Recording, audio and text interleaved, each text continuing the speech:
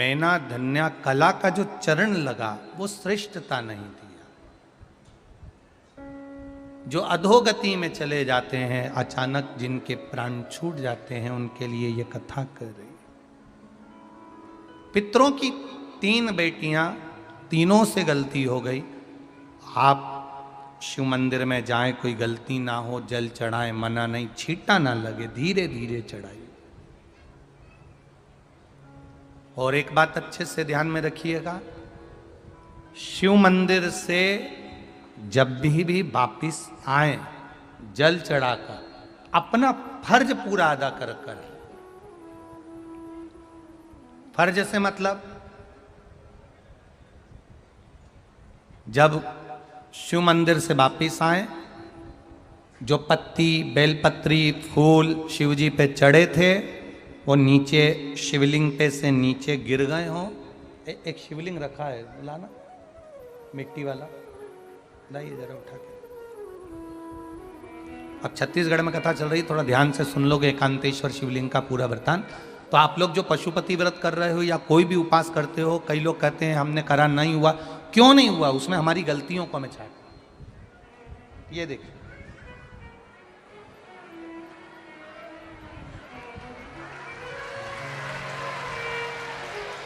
अब जैसे ये शिवलिंग रखा है, आपने जल चढ़ाया, अब जल आप यहां से चढ़ा रहे हो तो धीरे धीरे धीरे धीरे चढ़ाएं, जिससे छींटे बाहर ना, यहां तक छींटे रहे ना, जलाधारी तक चलेगा, बाहर ना गिरे।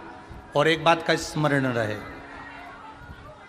यदि बेलपत्री, फूल, पत्ती जल चढ़ाने के बाद ये सब अगर नीचे गिर जाए, जलाधारी पर गिर गया या नीचे उतर गया, तुम्हारा पूरा जल चढ़ जाए, तुम्हारे पास में चंदन नहीं है, अबीर नहीं है, गुलाल नहीं है, कुछ भी नहीं हो, तो भी अपने हाथ की 3 उंगलियों से रेखा 3 खींचकर और फिर जो माला आदिक भगवान की रखी थी, उसी से भगवान का वापिस पूरा श्रृंगार कर कर फिर वापिस आइए, भगवान को पूर्ण श्रृंगार।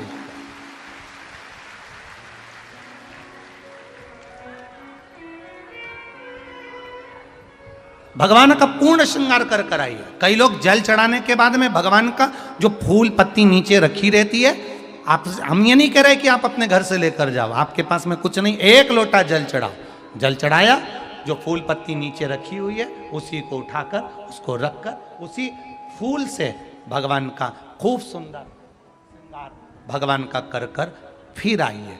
क्यों? शिव का जब हम श्रृंगार कर कर आते हैं, माता पार्वती जी ने देव अधिदेव महादेव का श्रृंगार किया है, आप लोगों के स्मरण में होगा। राम जी ने माता जानकी का श्रृंगार किया है। रामचरित सुनिए कथा, रामायण सुनिए, आप लोगों ने रामायण सुनी होगी, तो उसमें माता बैठी हैं शिला के ऊपर और भगवान राम उनका श्रृंगार कर रहे हैं। एक कौवा आता है, वो चोंच मार कर जाता है, ये सारा वृत्तांत आप लोगों ने श्रवण किया है। तो राम जी माता सीता का श्रृंगार करते हैं, भगवान कृष्ण राधा जी का श्रृंगार करते हैं। केवल एक देव अधिदेव महादेव की कथा ऐसी है जिसमें पार्वती जी शिव जी का श्रृंगार करती हैं। शिव का श्रृंगार किस लिए? क्यों?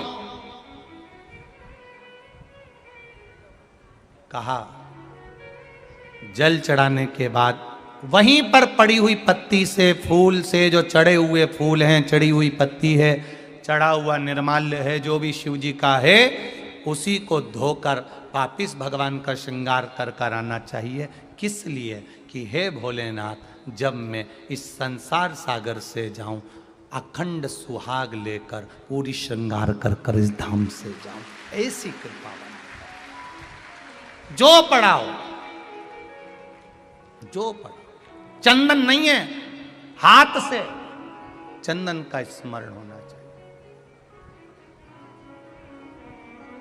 नहीं है हमारे पास लगाने को रोली, मोली, चंदन, जो भी आपके पास में है, अबीर, गुलाल नहीं, अपने मन का गुलाल लगाइए, अपने मन का हृदय से दिल से रिझाने का प्रयास। ले जा बाबू, ले जा, दिल से चढ़ाइए। और जब भाव से, दिल से आप आनंद के साथ देवाधिदेव महादेव का आप पूजन करो, उसमें गलती ना हो। गलती